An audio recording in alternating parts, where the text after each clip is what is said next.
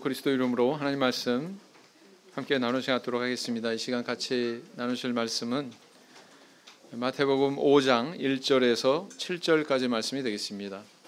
마태복음 5장 1절에서 7절까지 말씀이 되겠습니다. 저와 함께 낭독하도록 하겠습니다. 1절. 예수께서 무리를 보시고 산에 올라가 앉으시니 제자들이 나온지라. 입을 열어 가르쳐 가라사대 심령이 가난한 자는 복이 있나니 천국이 저희 것이며 애통하는 자는 복이 있나니 저희가 위로를 받을 것이며 온유한 자는 복이 있나니 저희가 땅을 기업으로 받을 것이며 의에 줄이고 목마른 자는 복이 있나니 저희가 배부를 것이며 긍휼히 여기는 자는 복이 있나니 저희가 긍휼히 여김을 받을 것이며. 옛날에 그 나라를 잘 다스리고 또 이 부모에게 효도하는 아주 훌륭한 임금님이 있었다고 합니다. 그런데 안타깝게도 이 임금님의 모친이 국법을 어기는 일이 발생하고 말았어요. 이 법을 어긴 자는 40대의 태형에 처하도록 형법으로 그렇게 정해져 있었습니다.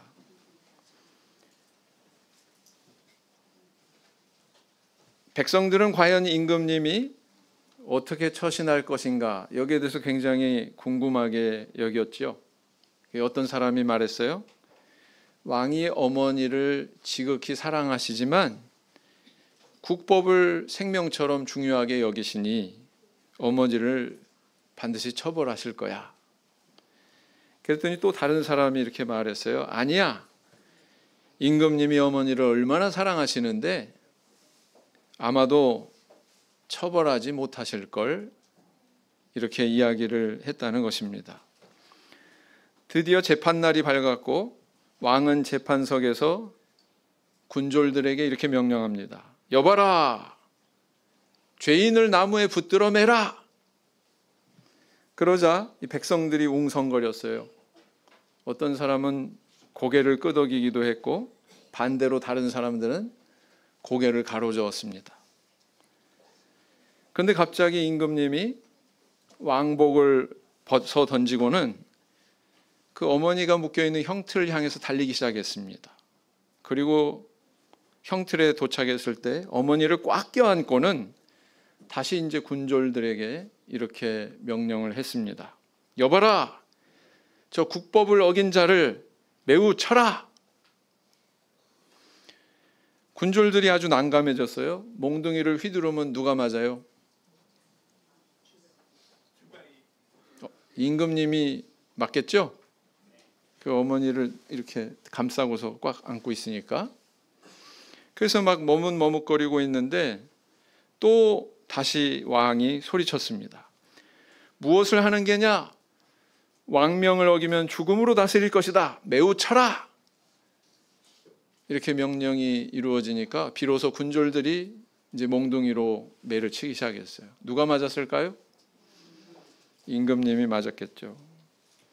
이 장면을 지켜본 백성들은 모두 그제서야 고개를 끄덕였습니다.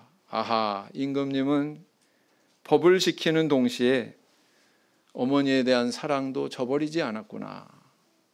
그래서 그 후에 이 백성들은 이 왕을 더욱 존경하면서 따랐다고 하는 그런 이야기가 있습니다.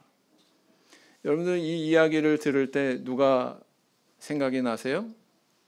저는 예수님이 생각이 납니다. 이 이야기 속에 이 임금님처럼 십자가를 지셔서 인간이 져야 할 죄에 대한 책임을 대신 감당하셨죠. 하나님은 이를 통해서 공의를 완성하셨고 또 동시에 인간에 대한 사랑도 증명해 보이셨습니다. 만약 하나님이 공의만 가지고 계신 분이라면 무서운 심판만이 있었을 텐데 하나님은 그런 분이 아니죠. 우리 하나님의 가슴 속에 긍휼이라고 하는 것이 있기 때문에 인간에게 구원의 은혜가 주어질 수 있었다라는 것입니다. 이처럼 우리가 받은 구원의 이면에는 공의와 사랑이라고 하는 두 가지의 하나님의 성품이 감추어져 있다, 이렇게 이야기할 수가 있습니다. 그래서 우리의 구원에 대해서 성경은 이렇게 설명을 하고 있죠. 디도서 3장 4절에서 5절 말씀을 보시겠습니다. 디도서 3장 4절에서 5절 말씀을 찾으시겠습니다. 디도서 3장 4절에서 5절, 우리 한 목소리로 읽으실까요? 우리 구주 하나님의 자비와 사람 사랑하심을 나타내실 때에 우리를 구원하시되 우리의 행한 바 의로운 행위로 말미암지 아니하고 오직 그의 긍휼하심을 쫓아 중생의 씻음과 성령의 새롭게 하심으로 하셨나니, 그랬어요. 그래서 이렇게 십자가를 통해서 주님께서 이루신 구원은 분명히 하나님의 긍휼을 쫓아된 일이고, 이 일은 바로 그분이 긍휼의 마음을 소유하고 계신 분이다라는 것을 증거하고 있다는 사실입니다. 이 은혜를 체험한 성도는 어떤 존재입니까? 그리고 그런 은혜를 받은 존재로서 우리는 어떤 삶을 살아가야 될까요? 오늘은 이 팔복설교의 5번째 교훈, 긍휼히 여기는 자는 복이 있나니 저희가 긍휼히 여김을 받을 것이며, 이 말씀에 대해서 같이 묵상하고 은혜를 나누는 시간을 가지고자 합니다. 긍휼히 여기는 자라고 하는 이 뜻의 헬라어 단어는 엘레모네스, 이렇게 발음합니다. 엘레모네스. 이것의 사전적인 의미는 자비를 베푸는 사람, 동정을 베푸는 사람이라고 해요. 우리가 이 긍휼이라고 하는 단어 사실 우리 일상 속에서 그렇게 잘 안 쓰죠. 우리 예수님 믿는 우리 성도님들도 성경 읽을 때나 접하지 일상에서 잘 사용하지 않는 이 긍휼에 대해서 만약에 불신자가 교회에 와서 들으면 긍휼? 그게 뭐지? 아마 귀에 익숙지 않을 거예요. 그래서 이 친숙한 우리 일상 속의 단어로 바꾸자면은 동정, 자비, 사랑, 이것을 베푸는 사람, 이것이 엘레모네스다라는 것입니다. 이것이 바로 긍휼히 여기는 자라고 하는 이 표현의 사전적인 의미다, 이렇게 볼 수가 있습니다. 자, 그러면 긍휼을 베푸는 일은 언제 일어날 수 있어요? 언제 일어날 수 있습니까? 먼저 소유한 자와 소유하지 못한 자가 있을 때 이게 이루어질 수 있습니다. 그죠? 긍휼이라고 하는 것은 이 단어 안에 이미 둘을 전제하고 있습니다. 베푸는 자, 그 다음에 받는 자. 맞죠? 그렇습니다. 소유한 자가 있어야 소유하지 못한 자에게 줄 수 있습니다. 만약에 아무도 소유하지 못했다면 줄 수 있어요? 없어요? 없다. 그래서 우월한 자와 열등한 자, 소유한 자와 소유하지 못한 자가 있을 때 일어날 수 있는 일이다라는 것입니다. 둘째는 뭐냐면은 어떤 대가나 조건이 제시되지 않고 주어져야 된다라는 것입니다. 긍휼을 베푸는데 어떤 대가나 조건이 제시된다고 하면 그거는 이미 긍휼이 아니에요. 내가 뭘 했기 때문에 그에 대한 보상으로 내가 저렇게 하겠다, 이런 관계는 긍휼을 베풀고 긍휼을 받는 관계가 아니라 뭐예요? 거래의 관계입니다. 내가 이만큼 한 만큼 거기에 대해 상응하는 보상을 받는다. 이것은 거래예요. 긍휼의 관계가 아닙니다. 네. 세 번째는 뭐냐면은 의가 동반되어야 된다라는 것입니다. 의로움, 옳음, 이것이 동반되어야 된다. 긍휼이라고 하는 단어는 무조건 남한테 그냥 베풀어서 어떤 과오나 불의에 대해서 그냥 눈 감아주는 행위로 오해하면 안 됩니다. 긍휼에는 반드시 의로움이 병행되어야 된다. 만약에 어떤 사람이 저 사람에게 내가 긍휼을 베푼다고 호의를 베풀었는데 그것이 전체적인 공동체 안에 의를 무너뜨리는 그런 결과를 가져온다? 그럼 그거 긍휼이라고 할 수 있어요? 없어요? 그럼 긍휼이라고 할 수 없습니다. 그것은 긍휼이 아니라 불의를 행하는 것이다. 이렇게 이야기할 수 있는 거죠. 구체적으로 예를 들면 수능 시험을 보는데 옆자리 학생이 나한테 나 공부를 잘 못했는데 제발 좀 나 좀 살려주세요. 정답 좀 알려주세요. 그래가지고 보여줬어요. 정답을 보여줬어요. 저 사람한테 긍휼을 베푼 거예요? 아니에요? 아니에요. 그 사람이 불의한 방법으로 점수를 획득하면 정당한 방법으로 점수를 획득한 사람이 손해보게 만드는 거죠. 그러니까 그것은 긍휼이라고 표현하면 안 된다는 것입니다. 그거는 부정행위예요. 불의입니다. 마치 이와 같다. 긍휼에는 반드시 의가 동반되어야 된다라는 것입니다. 또 그도 그럴 것이 우리 지난 시간에 다룬 내용이 뭐예요? 팔복설교 주제에서 의에 줄이고 목마른 자는 복이 있나니 그랬잖아요. 그러면서 오늘 이어서 거기에 연속돼 가지고 긍휼히 여기는 자는 복이 있나니 이 내용이 나오고 있단 말이에요. 의에 대해서 먼저 언급하고 긍휼에 대해서 뒤이어 나오고 있습니다. 그래서 사실은 이게 둘로 연결되는 거예요. 분리될 수 있다 없다? 분리될 수 없다는 겁니다. 의가 전제된 가운데 긍휼이 있어야 된다. 바로 이런 논리가 이 안에 흐르고 있다. 이렇게 봐야 된다는 것입니다. 그러면 주님이 오늘날 우리 하나님 믿는 성도들이 이런 긍휼의 성품을 가져야 되는 이유에 대해서 우리는 어떻게 이해해야 될까요? 우리가 긍휼의 사람이 되어야 되는 이유는 바로 이런 이유들 때문입니다. 첫째, 하나님이 소유하신 성품이 긍휼이기 때문입니다. 하나님이 소유하신 성품이 긍휼이기 때문입니다. 느헤미야 9장 31절 말씀을 보시겠습니다. 느헤미야 9장 31절 말씀을 보시겠습니다.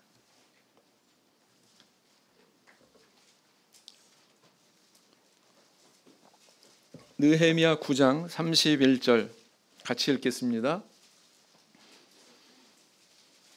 31절 주의 긍휼이 크심으로 저희를 아주 멸하지 아니하시며 버리지도 아니하셨사오니 주는 은혜로우시고 긍휼히 여기시는 하나님이심이니이다 그랬어요. 느헤미야는 어떤 성경입니까? 바벨론의 포로로 끌려갔다가 다시 돌아왔을 때에 등장했던 느헤미야 선지자에 의해서 기록한 성경이죠. 자, 하나님은 이스라엘 백성들이 이방신을 숭배하고 끝내 회개하지 않는 그런 길을 걸었을 때 그들을 징계하셨습니다. 징계의 내용이 어떠했습니까? 하나님의 임재의 상징인 성전이 회파됐어요. 그래서 돌무더기만 남았습니다. 그 성전 안에 있던 보물들은 전부 다 바벨론에 의해서 약탈돼 가지고 다 적국으로 다 떠나가 버리고 말았어요. 뿐만 아니라 남유다 시드기야 왕은 어떤 일을 당했습니까? 자기가 두 눈 시퍼렇게 뜨고 있는 그 앞에서 왕자들이 살해당했어요. 그것을 마지막 장면으로 그 자신은 어떤 일을 당했습니까? 두 눈이 뽑혔어요. 이 사람이 눈을 뜨고 있을 때 마지막으로 본 장면이 참으로 불행하게도 자기 아들들이 죽는 모습이었습니다. 그걸 잊어버릴 수 있었겠습니까? 그리고 그렇게 두 눈이 뽑힌 채 다른 백성들과 함께 바벨론의 포로로 끌려가고 말았습니다. 이런 일을 당했어요. 여기까지의 역사를 보면 어떻습니까? 우리 하나님은 긍휼이 있는 분이에요, 아니에요? 있으신 것 같아요? 없으신 것 같아요? 참 두렵죠? 와, 참 상황이 너무나 잔인하다. 어떻게 이렇게까지 이런 일이 일어날 수 있지? 요 부분만 보면 그런 마음 들 수 있어요. 요 부분만 보면. 그런데 어떻게 됐습니까? 하나님은 그렇게 징계하셨던 선민을 그냥 방치하시지 않았어요. 70년이 지나고 바벨론 포로 생활을 마치고 다시 백성들이 고토로 돌아와서 성전을 세우고 다시 나라를 회복했습니다. 이처럼 이스라엘의 역사를 끝까지 이렇게 살펴볼 때, 마침표까지 이렇게 살펴볼 때 하나님은 그들이 회복할 수 있는 길을 남겨놓으셨구나. 다 진멸하지는 않으셨구나. 이 역사를 통해서 선명하게 드러나는 하나님의 성품이 있죠. 우리 하나님은 어떤 성품을 가지고 계세요? 잔인하세요? 아니요. 긍휼이 많으신 분이에요. 네. 그 긍휼로 인해서 이스라엘 백성들은 이렇게 다시 일어설 수 있었던 것입니다. 시편 86편 15절 말씀을 보시겠습니다. 시편 86편 15절 말씀.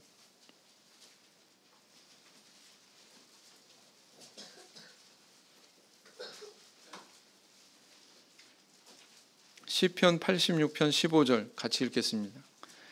그러나 주여 주는 긍휼히 여기시며 은혜를 베푸시며 노하기를 더디하시며 인자와 진실이 풍성하신 하나님이시오니 그랬어요. 이 시편의 기자가 이렇게 고백하면서 하나님 앞에 기도하고 있지 않습니까? 역사 속에서 발견이 된 그 긍휼의 하나님, 시편 기자가 노래하고 있는 이 긍휼의 하나님, 오늘날 우리 성도님들도 그 긍휼의 하나님을 체험하실 수 있기를 바랍니다. 산상보훈의 여러 계명들이 이후에 이제 등장합니다. 이 팔복 설교가 끝나잖아요. 복이 있나니 복이 있나니 이 대목이 끝나면 주님께서 또 설교를 이어가시는데 그 가운데는 여러 우리가 지켜야 되는 계명들이 등장하고 있습니다. 구체적으로 예를 들면 원수를 사랑해라, 남을 비판하지 말라, 뭐 이런 내용들이 있거든요. 이런 계명들을 지키기 위해서 사실 필요한 게 있어요. 필요한 게 뭐냐면요, 긍휼의 성품이다라는 것입니다. 그 마음속에 긍휼의 성품이 준비되어야 원수 사랑할 수 있는 거고요. 그 마음속에 긍휼의 성품이 구비되어야 남을 비판하는 거 안 할 수 있는 거거든요. 그러니까 성품이 계명 준수의 기초가 되는구나. 성품이 계명 준수의 소양이 되는구나 라는 사실을 알 수가 있다라는 것입니다. 우리는 성경 안에서 이 하나님의 긍휼의 성품을 닮은 훌륭한 신앙인들을 많이 발견하게 됩니다. 대표적인 사람이 누가 있을까요? 저는 다윗이 가장 두드러지는 것 같아요.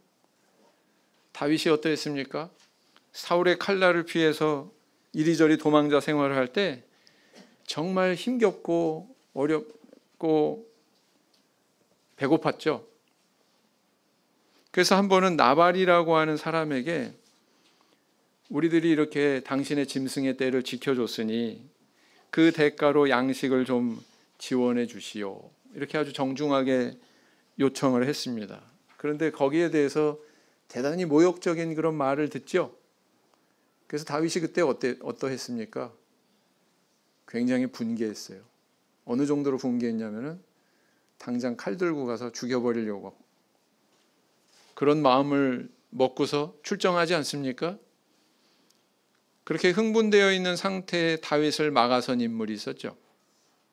바로 그 나발이라고 하는 그 인물의 아내 아비가일이라고 하는 여인이 나서서 다윗에게 이야기합니다. 당신은 나중에 임금이 될 사람 아닙니까? 아직 임금 안 됐어요. 근데 이 여인이 얼마나 지혜로운지 다윗의 미래사를 쫙 꿰고 있습니다. 당신이 임금이 됐을 때 이건 후회할 일을 남기는 겁니다. 그러니 칼을 거두시지요. 이 조언을 하는 가운데에 다윗은 마음을 누그러뜨리게 됩니다. 분노의 칼을 내려놓지요.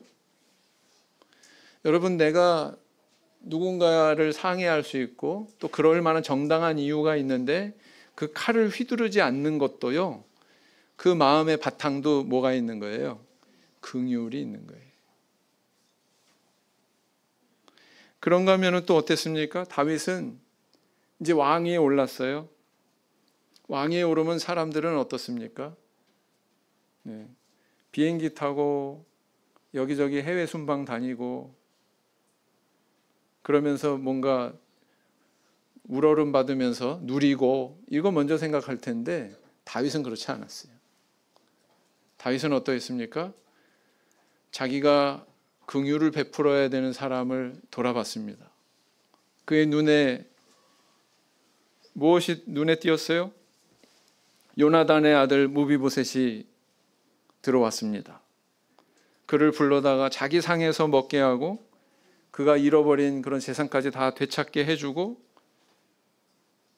평안하게 살도록 그렇게 배려해 줬어요.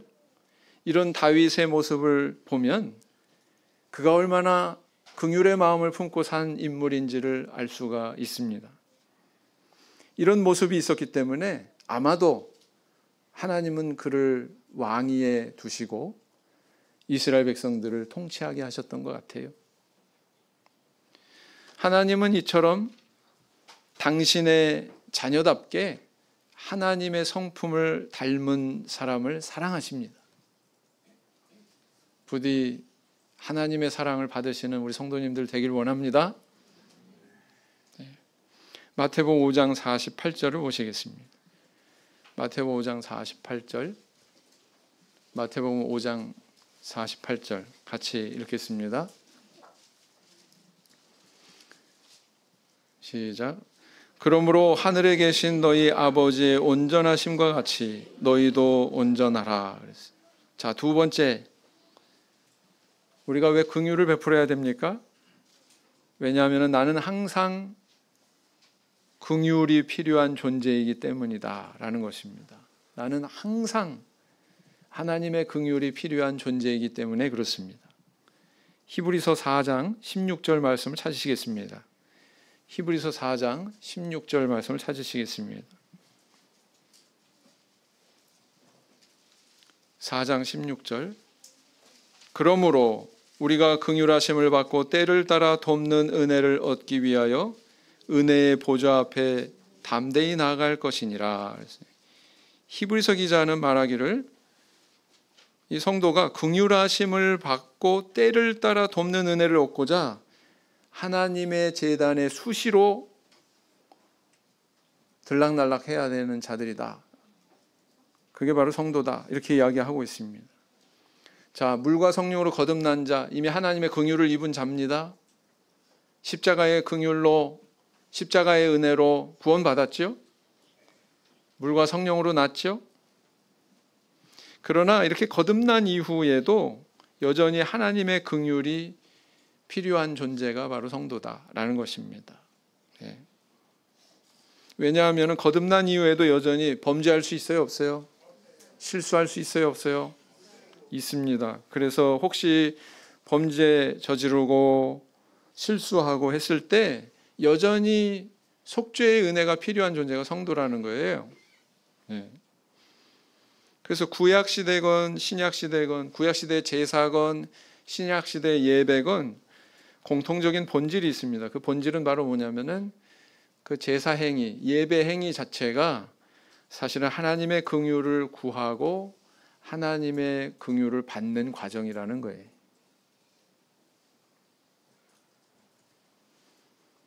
우리가 하나님의 자녀라고 하는 신분을 얻는 일에도 우리 하나님의 긍휼이 있었고, 그리고 또 그 신분을 유지하고 지속하는 일에도 여전히 하나님의 긍휼이 필요하다라는 것입니다.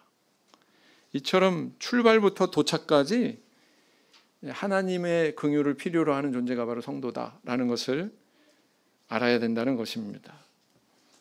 그래서 긍휼이 없으면 우리는 한순간도 사실은 생존할 수 없어요.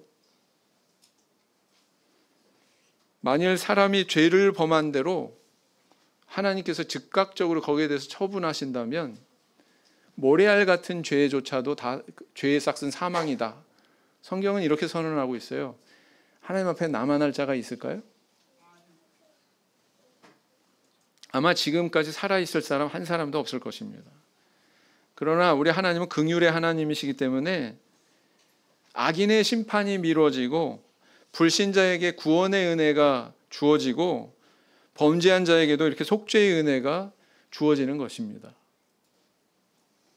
이처럼 모든 자에게 모든 순간에 하나님의 자비와 긍휼이 있기 때문에 우리는 멸망하지 않는 거예요. 바로 이런 하나님을 깨달은 예레미야 선지자는 자신의 슬픔의 노래 애가에서 이렇게 노래하고 있습니다.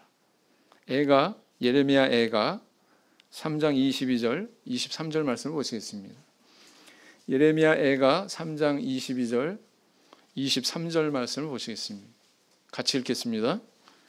예레미야 애가 3장 22절 23절 같이 읽겠습니다. 23절 22절 여호와의 자비와 긍휼이 무궁하심으로 우리가 진멸되지 아니함이니이다. 이것이 아침마다 새로우니 주의 성실이 크도소이다 그랬어요. 여호와의 자비와 긍휼이 무궁하다, 다함이 없다, 고갈되지 않는다, 이렇게 노래하고 있다는 거예요. 네. 여러분, 세상에 산소가 고갈된 적이 있습니까? 산소가 없어진 적이 있어요? 아마 산소가 10분만 없다고 해도 우리는 이 자리에 서 있을 수가 없습니다. 그렇죠? 여러분, 물이 고갈된 적이 있습니까? 오늘 아침에도 물 많이 쓰시고 오셨죠? 물을 물 쓰듯 하고 오셨죠? 지구의 어떤 지역에서도 물은 고갈된 적이 없어요. 만약에 고갈된다면 일주일 만에 인류는 죽음의 재앙에 이르게 될 겁니다. 여러분, 태양이 아침마다 동쪽에서 떠오르고 있습니다. 어제도 떠오르고 오늘도 떠올랐으니까 내일도 떠오를 것이라고 우리는 예측을 하고 그렇게 생활하고 있습니다. 근데 만약에 태양이 떠오르지 않는다면 그건 뭘 의미할까요? 그건 인류 멸망의 날이 될 겁니다. 근데 계속 떠오르고 있거든요. 우리에게 계속 주어지는 것들이 있어요. 우리가 거기에 대해서 깨닫고 감사하고 야, 정말 유용하고 소중하다 이렇게 깨닫고 느끼기 전에 우리에게 주어진 것들이 있습니다. 근데 마치 그런 것들처럼 하나님의 긍휼이 그렇다는 거예요. 하나님의 긍휼이 그렇다는 것입니다. 이처럼 하나님의 긍휼도 우리 눈에 잘 발견되지 못하지만 너무나도 소중한 것이다. 그것이 있기 때문에 우리가 지금 생존하고 있는 것이다. 이 땅을 살아가고 있는 것이다 라는 것입니다. 부디 우리 성도님들 내 인생에 부어지고 있는 그런 하나님의 긍휼에 대해서 발견하시고 예레미야 선지자처럼 매일 감사하시고 매일 찬송하시고 사시는 저 우리 성도님들 되길 원합니다. 그 다음 세 번째, 복음의 본질이 긍휼이기 때문입니다. 우리가 긍휼을 베풀며 살아야 되는 세 번째 이유, 복음의 본질이 긍휼이기 때문입니다. 에베소서 4장 32절 말씀을 보시겠습니다. 에베소서 4장 32절 말씀. 서로 인자하게 하며 불쌍히 여기며 서로 용서하기를 하나님이 그리스도 안에서 너희를 용서하심과 같이 하라.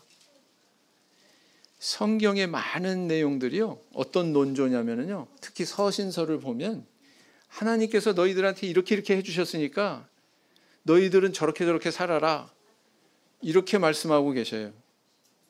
하나님이 이루신 구원이 이러저러 하니까 너희들은 그 은혜를 받은 이런 존재로 살아야 된다 이렇게 말씀하고 계십니다. 만약 내가 하나님의 긍휼을 입은 존재고 또 여전히 긍휼을 계속 받고 있는 사람이고 또 앞으로도 그것이 계속 필요한 사람이라면 우리는 어떤 사람이 돼야 마땅할까요? 내가 만나는 많은 사람들을 향해서 긍휼을 베풀고 동정과 사랑과 자비의 행위를 하는 것이 그것이 자연스러운 모습 아닐까요? 만약에 내가 그런 은혜를 받았다면, 나도 역시 그런 은혜를 베푸는 것이 자연스러운 것이다 라는 것입니다. 다시 말하자면 우리는 하나님의 긍휼을 체험한 만큼 긍휼을 베풀며 살게 된다는 것입니다. 소금 먹으면 뭐가 땡겨요? 물이 땡기죠? 아짜! 그리고 어디로 손이 갑니까? 물컵으로 손이 가잖아요. 그런 것처럼 하나님의 긍휼을 입으면 자연스럽게 하나님의 긍휼을 베푸는 삶을 살게 되어 있다라는 것입니다. 하나님의 십자가 복음에는 그분의 음성이 담겨 있습니다. 그 음성이 뭐예요? 너희가 체험한 대로 다른 사람도 체험하게 해라. 너희가 용서를 체험했으면 용서하는 삶을 살아라. 너희들이 구원을 받았으면 다른 사람을 구원으로 인도하는 삶을 살아라. 너희가 하나님의 긍휼을 입었으면 너희도 다른 사람에게 긍휼을 베푸는 그런 삶을 살아라. 이게 그 십자가를 통해서 우리한테 주시는 하나님의 음성이라는 거예요. 왜? 하나님께서 친히 십자가를 통해서 그렇게 우리에게 보여주셨으니까.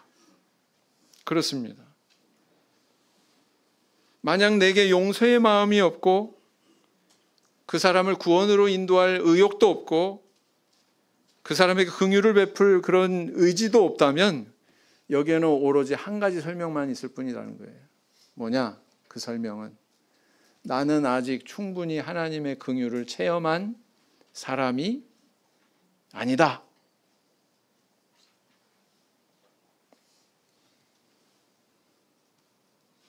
제가 며칠 전에 현관에서 이렇게 들어오다 보니까 로비 체어에, 로비 의자에 하리보가 탁 놓여있어요. 근데 뜯겨져 있어. 반쯤 먹고 누가 반쯤 여기다 놓고 갔어. 그래가지고 내가 이 녀석들 봐라. 이제 이게 아주 흔하구만. 감사할 줄 모르고 이거 막 이렇게 적당히 먹다가 여기다 버리고 가. 이 녀석들 이제 국물도 없다. 이제. 그럼 이제 그걸 이제 들고서 목양실로 들어갔어요. 그러고는 입에다 하나 넣었습니다. 버릴 수 없잖아요. 아껴야지. 입에다 넣고서 우물우물하고 이 녀석들 어디 이 절약 정신이 하나도 없어. 다음부터 뭐 주나 봐라. 그러고 앙 물었는데 뭐가 덜거덕 하더라고요. 이에 이렇게 씌운 크라운이 벗어졌어요. 가만히 생각을 해봤습니다. 왜 내가 이거를 안 먹던 걸, 이거 되게 안 먹어봤거든요. 거의 안 먹었어요. 근데 이걸 내가 왜 갑자기 먹으며, 그죠? 그 순간에 또 왜 그런 또 악감정을 가지고 내 이제 두 번 다시 이 녀석도 주나 봐라. 그 감정을 실어서 앙 했더니 벗어져 버렸어요. 그래가지고 회개했습니다.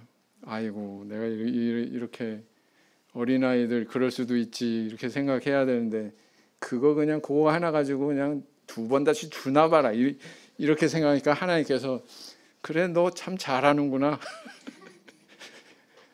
하나님께서 음성을 주신 것 같습니다. 그냥 그 자리에 그냥 전화 수화기 잡고서 치과에다가 저 동탄에까지 있는 치과에다가 전화해가지고 이거 지금 덜거덕하고 떨어졌는데 이거 바로 고치러 갈게요. 내일 가겠습니다. 동탄까지 갔다 왔잖아요. 그거 붙이느냐고. 하나님께서 또 이렇게 교훈을 주시더라.